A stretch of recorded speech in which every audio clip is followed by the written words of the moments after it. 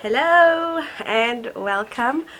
Let me just close that. Allow me to share with you the 5 lessons that I've learned in 2019. So I wrote them down on my phone so that I don't forget. Hi. So let me just read them or elaborate more to you. The first lesson I would say I learned this year is to start doing more than I wish. So I'm the type that will take her time thinking about something and planning or just rationaling for it. But this year I really learned, and it really stuck with me, that I need to do more than I wish. The second thing I would say for me that has stood out, which is actually something that I've been living by for a very long time, but it stood out more this year, is to not talk about my goals and my dreams as often as I used to. So just first incubating my dreams and working on them until I'm sure that I'm ready to share them. I feel like it's very important to me. Sometimes we prematurely discuss things or talk about the things that are very important in our lives. So of course there are things that I do talk about prematurely, but the things that I find to be more important or more valuable, or things that I want the most, I feel other things that I should hold on to a little bit longer before I speak about. The third thing is to forgive. So I mean, obviously, like, I've been to many church sermons or watched on television or listened to on radio pastors and people talk about forgiveness and how it's really something that you do for yourself and not for the other person. So forgiveness is something that in 2019 I had to be very intentional about, because it was sort of, I came into 2019 with a little bit of baggage from 2018, having thought that I've been hurt or felt, disappointed by many things, etc.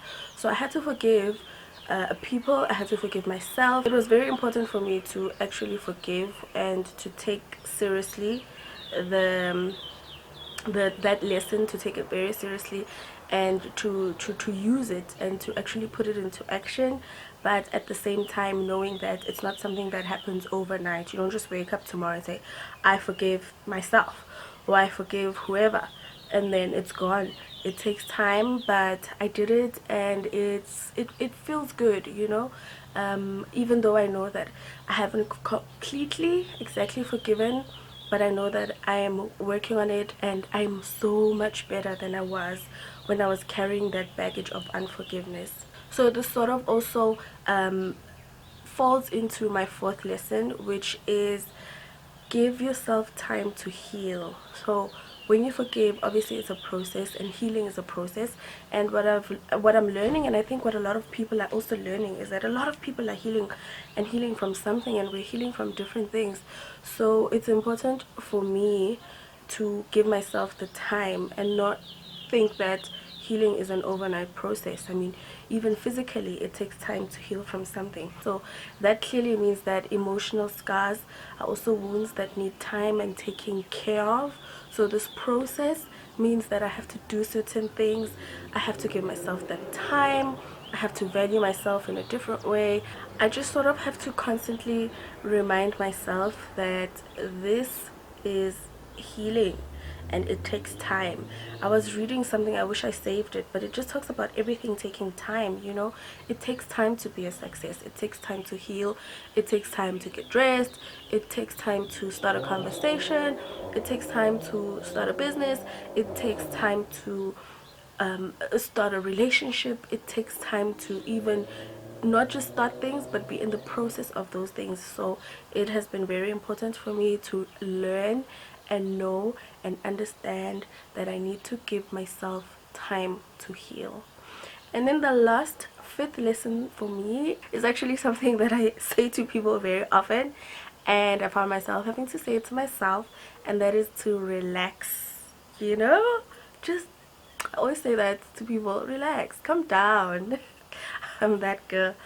But yeah, I have to relax. I have to take things slowly. I have to, without being lazy or like dragging my feet, but just not to always be in a rush. Now I'm talking about like day-to-day living. And then because that makes me the type of person who's always in the rush for something. I'm always rushing to get people ready in the morning. I'm always rushing to get to a certain place. I'm always rushing to get the meal done so that people can eat, you know. So I need to relax a little bit more and allow myself time and know that everything will be done on time when it's supposed to be done. But also relax in a sense of mentally, like don't always jump into conclusions, don't always assume the worst, don't always be ready to defend yourself, you know. Just relax, just understand things a little bit more better, and then, you know, come up with a conclusion or an opinion or whatever it is that I feel I need to decide based on that. But also, even spiritually, just relax, you know. Sit down and look at the sky and take in a piece of music and relax. I mean, I'm always on my phone rushing, reading through things, whether it's an email or even just scrolling for nothing. So it's important for me to relax a little bit more, I feel. And it's a lesson that I've learned in 2019 and actually started to implement in 2019, and I'm hoping to move over as well to 2020. I mean, with the lesson, these are life lessons, not just lessons for a particular year. So yeah, those are my 5 lessons. If you have any lesson that you feel has stood out for you this year, please let me know in the comment section. I know that we are all going through different things, and we are all learning different things, learning ourselves differently, and just there's a whole lot of things to be learning.